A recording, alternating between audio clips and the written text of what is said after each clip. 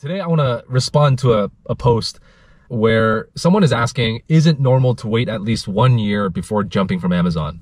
And just to keep this a little bit more generic, is it important to stay at a company for at least a year before you leave and do something else? I've got my own personal thoughts on it, and I'm sure a lot of you guys have also experienced this in the past and have maybe gotten different types of feedback from career counselors, from your mentors, from other peers.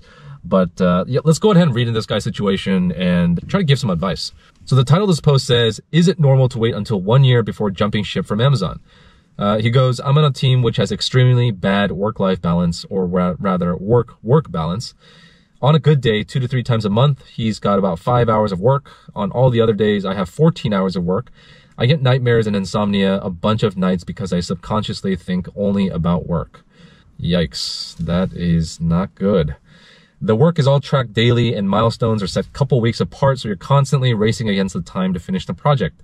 The entire timeline is designed to be tight or outright impractical. The expectations of a delivery are high and the work is extremely stressful and is basically rinse and repeat. Let me not get started on the on-calls yet. Oof, and he has an emoji of a stressed out guy. Decided at the end of my first month itself that I'd be leaving this hellhole in 1 year to get that Amazon tag on my resume and also to wait until market conditions improve. Not a bad idea. Now I'm 7 months in and I have to suffer 5 more months. Is anyone else waiting to jump ship after market improves or after a certain time frame? All right, and he's at Amazon. Now he doesn't mention what team is on, but it could be any team. Let's break this down a little bit. He joined a job. I'm assuming he's making good money, but it's just stressful. It's causing mental anxiety. It's causing a lot of stress. It sounds like he's on engineering because he's talking about on-call. And for those of you guys that don't know, basically on-call is just like a doctor who's on call where they have a pager next to them. And same thing goes for big tech. When you have a Sev 1, Sev 2 type of issue, then it's sort of all hands on deck and people need to jump in to help out. And so when you're on call for pretty much a certain period of time, it could be a couple days, could be a week, where when things happen on the rare off hours, then you still need to be able to support that. And if a lot of issues are happening within your domain, then of course that can be very, very stressful because your sleep suffers, your personal time and experiences suffer.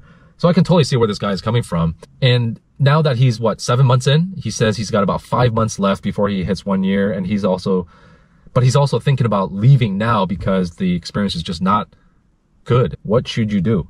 It's a good question to ask. And, you know, from a timing perspective, it's going to depend, but assuming he's talking about like now, and we all know how the economy is doing. We all know how the job market is. If you're confident that you can find something else out there with the same compensation, better culture, better work-life balance, then go ahead, you know, put your name out there and find something else, because waiting another 5 months, yeah, could the economy be better? Yeah, it could. There might be some more opportunities out there, but it could also go in the opposite direction. Also, if you're in the type of engineering role where your skill set and your experience is super valuable, then it shouldn't be too hard to find a job, whether we're in a recession or not. I will say that the general rule of thumb that I think a lot of recruiters, HR managers, companies like to see is at least a minimum of 1 year at a role, at a job or a company. Otherwise, there's going to be a lot of questions.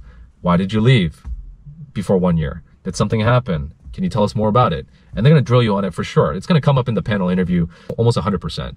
So you just got to have a good answer for it. And having a response like, I didn't get along with my team, or I didn't find the work engaging, you got to be a little bit more specific than that. But if you have a really good reason, like you didn't really get along with your manager, or my values and my principles didn't align with the company culture, and I realized that this is just not the best long-term fit, and I knew I had to find something else, that's completely fine.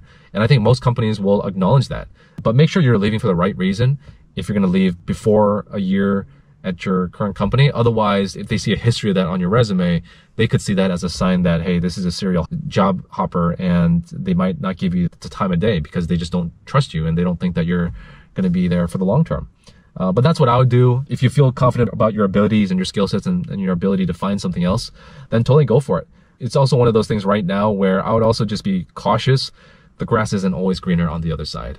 Is Amazon culture pretty demanding? Yes. Is there work-work balance instead of work-life balance? Sure.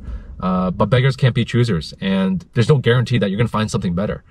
So if you're able to kind of stick this through, get through the 5 months, get your stocks, get your bonuses, and then leave, that's probably what I would recommend. But it doesn't hurt to find something now and, you know, have a little bit of a gap on your resume and have a good story to tell your future employers, and just tell them that it just wasn't the best fit and that you want to find something else. To the OP, I would say just hang in there. You're definitely not the only engineer who's gone through things like this. I've also talked to a lot of people who are just feeling stressed out, especially when people are leaving the company or they get cut as part of layoffs. Then the team shrinks while the expectations are still remaining the same or even higher. So there's definitely a lot of burnout going on, but you know, just realize that you're not alone. And if you're at a point where it's time to look for something else, then put your name out there and start networking. And that's going to help you find your next pivot. Anyways, guys, those are kind of my thoughts on this topic. Let me know in the comments down below what you guys think. Do you think it's important to stay at a minimum for 1 year at a company, or do you think there's use cases where it makes sense to bounce sooner than that? Like this video, share it, subscribe if you haven't, and I'll catch you guys in the next one. Peace.